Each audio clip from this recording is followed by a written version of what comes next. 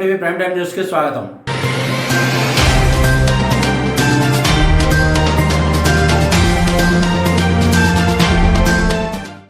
వక్ఫ్ ఆస్తులను కొల్లగొట్టడంపై అభ్యంతరం వ్యక్తం చేసిన ఉస్మాన్ మొహమ్మద్ ఖాన్ ఎటువంటి నోటీసులు ఇవ్వకుండా వక్ఫ్ ఆస్తులను కొల్లగొడుతున్నారని నేడు వక్ఫ్ బోర్డు ఆఫీస్కు వచ్చి ఆందోళన వ్యక్తం చేసిన కాంగ్రెస్ నాయకుడు ఉస్మాన్ మొహమ్మద్ ఖాన్ మహబూబ్ నగర్ జిల్లా నారాయణపేటలో 200 సంవత్సరాల చరిత్ర కలిగిన ఆషూర్ ఖానాను ఎటువంటి నోటీసు ఇవ్వకుండా కూలగొట్టేశారని, ఇంతకుముందు అంబర్పేటలో కూడా ఇట్లాగే పురాతన చరిత్ర కలిగిన ఆషూర్ ఖానాను కూలగొట్టేశారని, ముస్లింల పవిత్ర స్థలాలను ప్రభుత్వం కూలగొడుతుంటే సంరక్షించాల్సిన వక్ఫ్ బోర్డు ప్రేక్షక పాత్ర వహిస్తుందని ఆయన మండిపడ్డారు. ఇప్పటికైనా తెలంగాణ రాష్ట్ర వక్ఫ్ బోర్డు వక్ఫ్ ఆస్తులను సంరక్షించాలని, నారాయణపేటలో కూల్చేసిన ఆషూర్ ఖానా స్థానంలో కొత్త ఆషూర్ ఖానా నిర్మించాలని, ఇకపై ఇలాంటి చర్యలు జరగకుండా జాగ్రత్త వహించాలని వక్ఫ్ బోర్డు అధికారులను ఆయన కోరారు.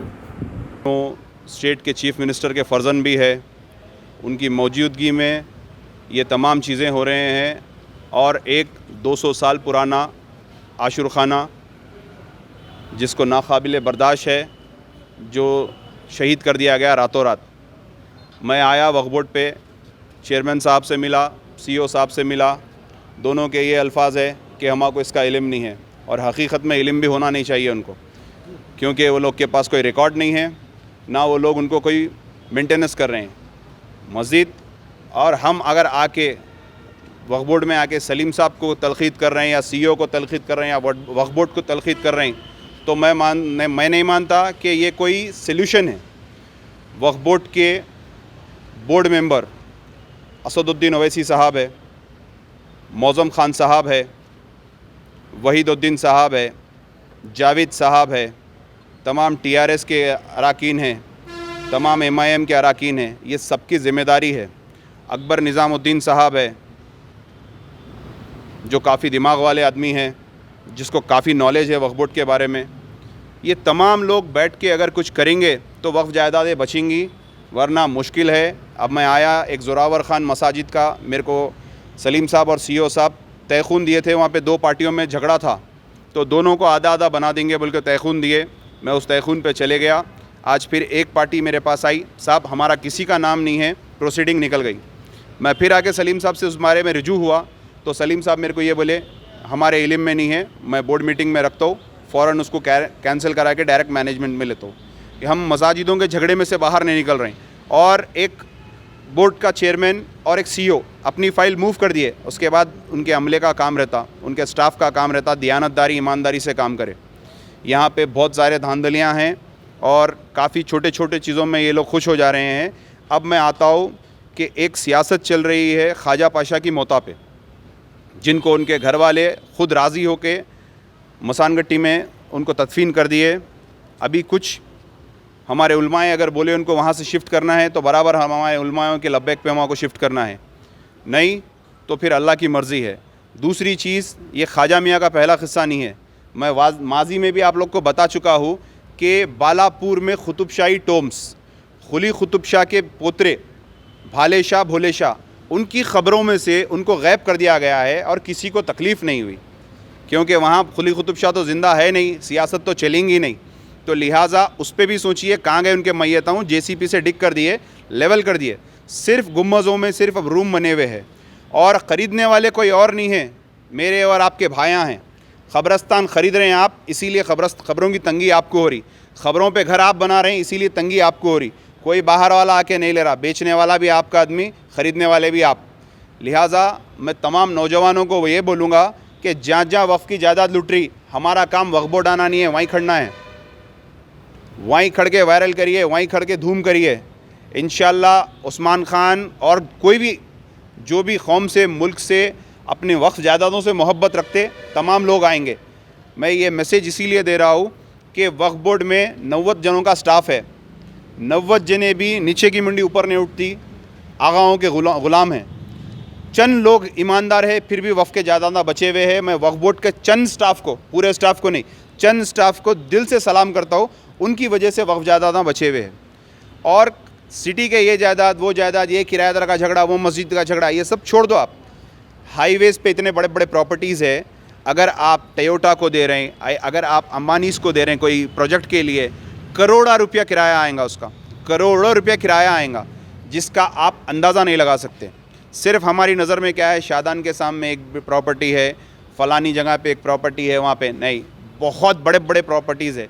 अलमास मस्जिद के पास 425 एकड़ वक्फ की अराज़ी है। अगर वहाँ पे कोई MNCs कोई कंपनीज़ को दिए तो गच्ची बौली में है। वक्फ बोर्ड की मैं एक इन्फॉर्मेशन देता हूँ, हाईवेज़ जितने भी बने, नेशनल हाईवेज़, जितने भी वक्फ की ज़मीन गई ना हाईवेज़ पे से, उसका क्या फ़ंड आया गवर्नमेंट से, कंपोजिशन आया उस लैंड का, या उस कंपोजिशन से हम कोई ज़मीन ख़रीदे? लिहाजा वक्फ बोर्ड के लिए retire IAS, IPS, police officers, advocates, doctors, engineers, जो नौजवान इसके लिए खिदमत कर सकते, ये सब लोगों का एक पैनल बनना चाहिए। हकीकत में जब ये अमली जामा हम इसको पहना सकते, वरना एक सलीम साहब आते, 3 साल के बाद फिर दूसरे साहब आते, फिर उसके बाद एक तीसरे साहब आते, सिर्फ ये तलखीदाँ कर लेते रहे तो ख़त्म, कोई चीज़ का हम फ़ायदा नहीं उठा सक रहे। कई वक्फ प्रॉपर्टीज़ ऐसे है जिसका वक्फ बोर्ड में रिकॉर्ड है, लेकिन वक्फ बोर्ड का इंस्पेक्टर को नहीं मालूम है, वहाँ जाता नहीं, वहाँ नज़रअंदाज कर देता। तो लिहाजा कई ख़बरस्तान ऐसे हैं जो हम खुद इनक्रोच कर रहे हैं और हम खुद वही कर रहे हैं। मैं आवाम से भी अपील करता हूँ, ख़बरस्तान को भी जिस तरीके से इस्तेमाल करना है उस तरीके से इस्तेमाल करिए। और मेरी गुजारिश है मसाजिद कमेटियों से, आप तमाम लोग मसाजिद में झूमर, AC, चुन्ना, टाइल्स, ये चीज़ों को नज़रअंदाज करते हुए बेसिक चीज़, मोहल्ले में कौन बेरोज़गार है ये हम कर सकते। मोहल्ले में मसाजिद के चंदे से किसी को कारोबार लगा के दे दीजिए। मसाजिद की इमाम की तनख्वाह, मौज़म की तनख्वाह, लाइट का बिल, नल का बिल, बस ये तमाम चीज़ों से हमको गालीन फ़लाँ अला ये चीज़ों की ज़रूरत नहीं है। मट्टी पे भी अगर सजदा करेंगे तो अल्लाह रब्बुल इज़्ज़त हमारा सजदा कबूल करेंगे। मैं दिल से बोल रहा हूँ आप लोगों को कि हम अगर बेसिकली स्ट्रांग होंगे, अगर हम बेसिकली स्ट्रांग होंगे तो बहुत कुछ करेंगे। आज ये वक्फ बोर्ड की ज़िम्मेदारी क़यादत की है, हुकूमत की है, हमारे उलमाए दीन की है। हमारे उलमाए दीन आज एक जुलूस बना के निकल जाना चाहिए था। 6 साल हो गए हमको वक्फ को जुडिशल पावर नहीं मिला। हम तमाम आपकी ज़बान पे वोट डाले, आप TRS को वोट डालो बोले, आप खुद बयान दिए कि आप TRS को वोट डालो बोले। TRS आपको ये तयख़ून दी, बिठा के चाय बिस्किट बिरयानी खिला के ये तयख़ून दी कि वक्फ बोर्ड को 4 महीने के अंदर जुडिशल पावर देंगे, 12% तहफ़्फ़ुज़ात देंगे। मगर ना वक्फ बोर्ड को जुडिशल पावर मिला, ना तहफ़्फ़ुज़ात मिले। उसके बावजूद भी हमारे उलमाए दीन उठ के नहीं आए। ये हम सब की ज़िम्मेदारी है। अगर वाक़ई वक्फ बोर्ड को सही इस्तेमाल करेंगे तो आप तमाम को एक मैसेज दे रहा हूँ मैं, मेरी बात गौर से सुनिए। आज मैं हूँ, कल रहता नहीं मालूम, लेकिन ये मेरी बात रिकॉर्ड रखिए आप लोग। वक्फ बोर्ड से आप अपने बच्चे के कॉलेज की फ़ीस भर सकते हैं, आप अपनी बेटी की डिलीवरी करा सकते हैं, आप अपने फ़र्जन की खतना करा सकते हैं, आप अपने बीवी, माँ, बहन का इलाज करा सकते हैं। इतने मंशाए वक्फ़ है, उम्रे को जा सकते हैं आप, ख़बरों पे दुरूद सलाम के लिए फूल बिछा सकते हैं आप। हर वो चीज़ का मंशा है। इसको आप और हम अगर मिल के सुधारे तो बहुत कुछ कर सकते। नहीं, अभी जो कहना था हमारे उस्मान साहब के, अब जो मसला चल रहा है कि जो आशुर खाने को नारायणपेट में जो है ढा दिया गया, उसके बारे में आप क्या करेंगे? आप क्या वहाँ पे जाके इन्वेस्टिगेशन करेंगे या फिर जो है इसके खिलाफ कुछ एहतजाज करेंगे नहीं बनने पर? बराबर मैं इसके लिए एप्लीकेशन दिया और इसकी ज़िम्मेदार KT रामाराव है, क्योंकि उन्होंने कंसर्न्ड मिनिस्टर है उसके। और ये लोग अपने आप को मुसलमान का हमदर्द बताते हैं। TRS के तमाम मुस्लिम कायद, बराबर आप KTR से जाके पूछिए किसकी बोलने पे एक आशुर खाना जिसकी तकलीफ़ हमको काफ़ी है कैसा ढाते। और आप, मैं TRS के तमाम कायदों को बोल रहा हूँ, तमाम लीडरान को बोल रहा हूँ, एक खाना मस्जिद के लिए आप लोग क्यों आवाज़ नहीं उठा रहे? आपका चीफ मिनिस्टर है, आप उनके कंसर्न है, आप जाके उनसे बात करिए। एक खाना मस्जिद आज वैसी वीरान पड़ी हुई है। सबसे पहले यहाँ पे हर चीज़ उल्टी हो रही है। सेहत के लिए जिम खोलने का, शराब खाने खुल रहे हैं। मसाजिद, अल्लाह और भगवान को राज़ी करने के लिए मंदिर खोलना चाहिए, चर्च खोलना चाहिए, शराब खाना सबसे पहले खुल रहा है। तो कहाँ से हमारे पास सुधार आएगा? शुरुआत ही हमारी शराब से हो रही। तो लिहाजा मैं आप तमाम को मैसेज देता हूँ कि वक्फ बोर्ड के लिए जितने मैं लोगों को बोला, IPS, IAS, डॉक्टर्स, प्रोफेशंस, जितने भी लोग हैं, रिटायर लोग हैं, आप लोग एक कैबिन बनाइए, एक अच्छा सा एक सेट करिए हर चीज़। इंशाल्लाह हम बहुत कुछ कर सकते हैं। और मैं मजम्मत करता हूँ उस आशुर खाने की, जहाँ पे था वहीं पे बनना चाहिए।